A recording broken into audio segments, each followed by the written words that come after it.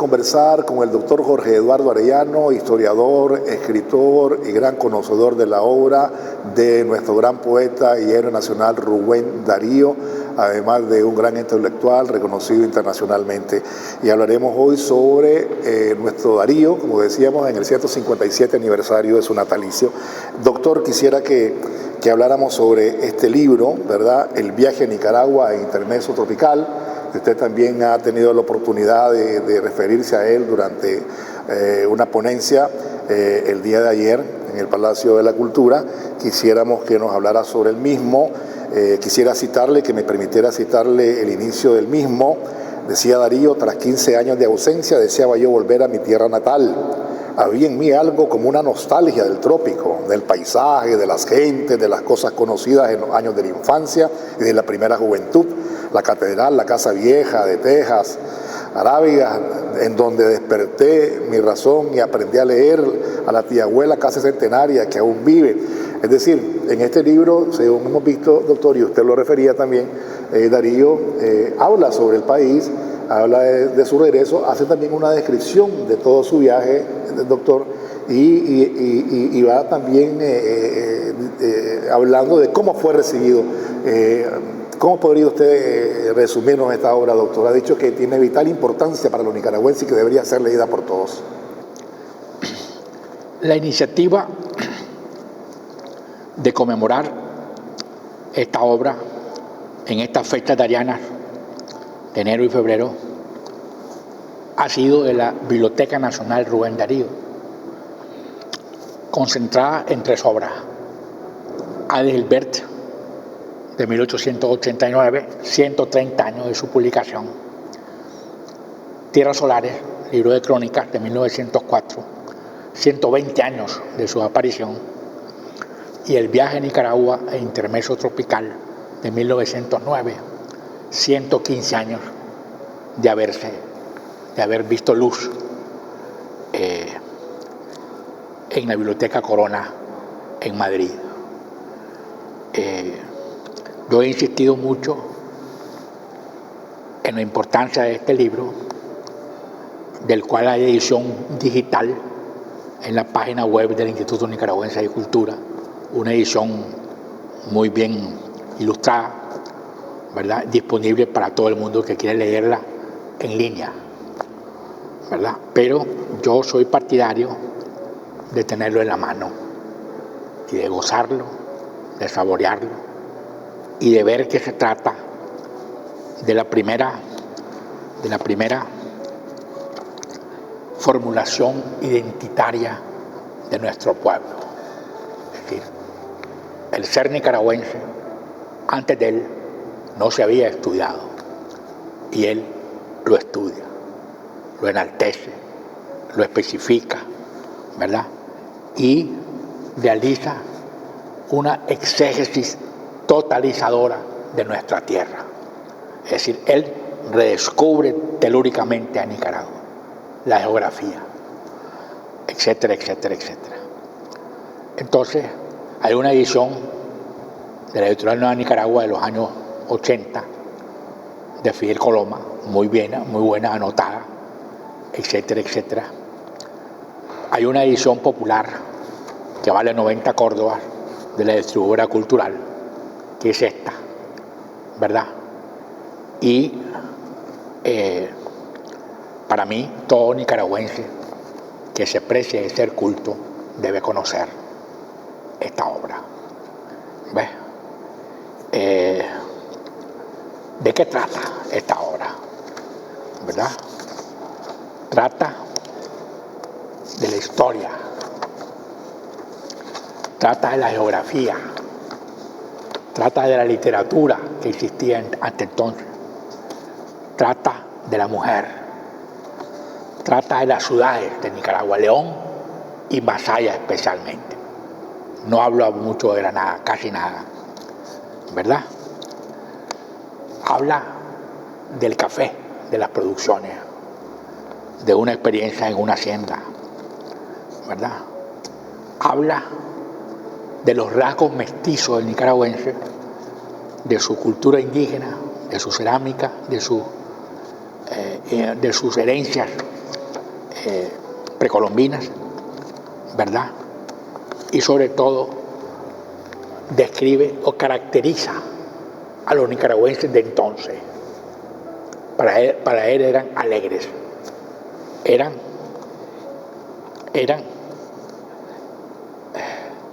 además de alegres, vibrantes, o sea que afines a la oratoria, a la música, ¿verdad? Eran aguerridos, o sea, valientes, aguerridos, eran apasionados, aventureros, emprendedores y altivos.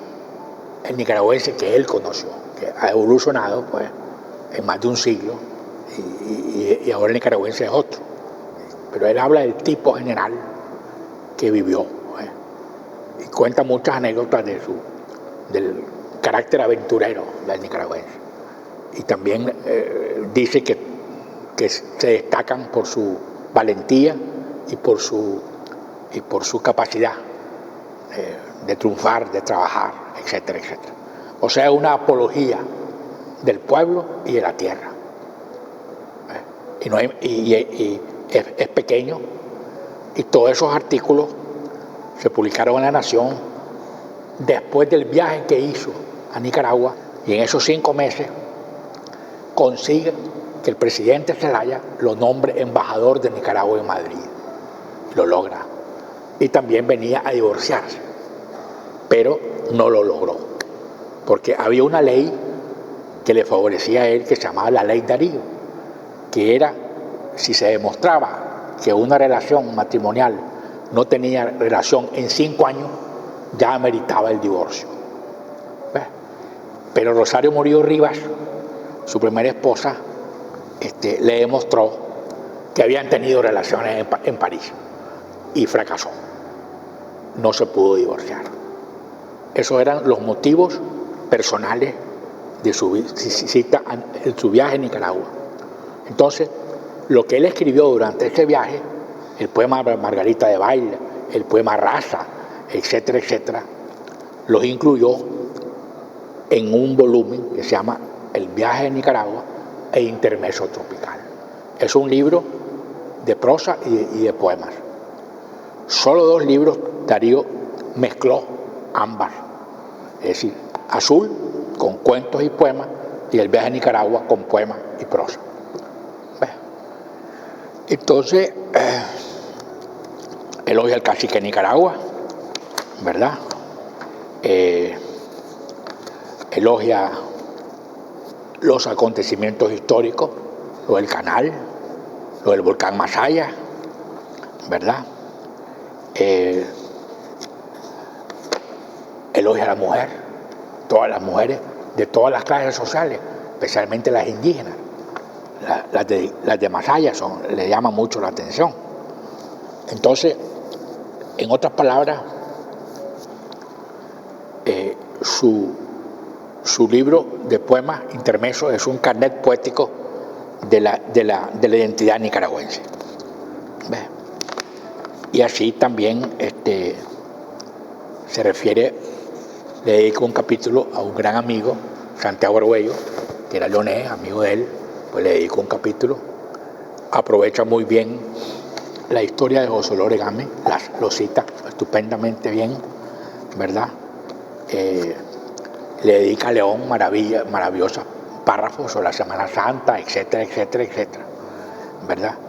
Y realiza un viaje a los pueblos, en el tren de los pueblos, que era un tren que Zelaya había establecido, Masaya hasta Iyamba, pasaba por Catarina, Notepe, etcétera, etcétera. Y cuando pasan por la laguna de Apoyo, bordeando la laguna de Apoyo, se entusiasma mucho, y expresa pues que es tan admirable como los lagos de Suiza. Y el 7 de diciembre de 1907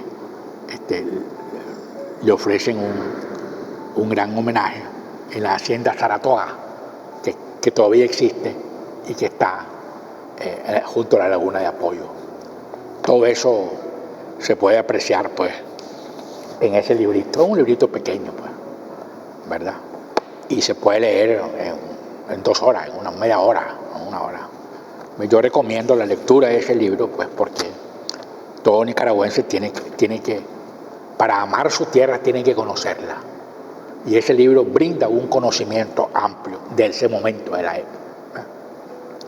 Es claro que hay un capítulo de la política y reconoce la reforma progresista de José Santos Zelaya, ¿verdad?, del cual fue funcionario, pues diplomático, aunque no le fue muy bien porque los sueldos se atrasaban, porque Zelaya estaba en su última etapa, se había desgastado su gobierno y no le llegaban los salarios. Pero tuvo que irse Zelaya y después, como a él no lo cambiaron, los españoles lo reconocían como embajador y ayudó a Zelaya a atenderlo. Por ejemplo, como tenía inmunidad diplomática, Darío, en las aduanas no lo registraban. Entonces él le dio esa garantía a Zelaya. O sea, le ayudó a Zelaya. Se ayudaron mutuamente. Fueron grandes amigos y él fue, digamos, un celayista, pues, que creía en el liberalismo de Zelaya.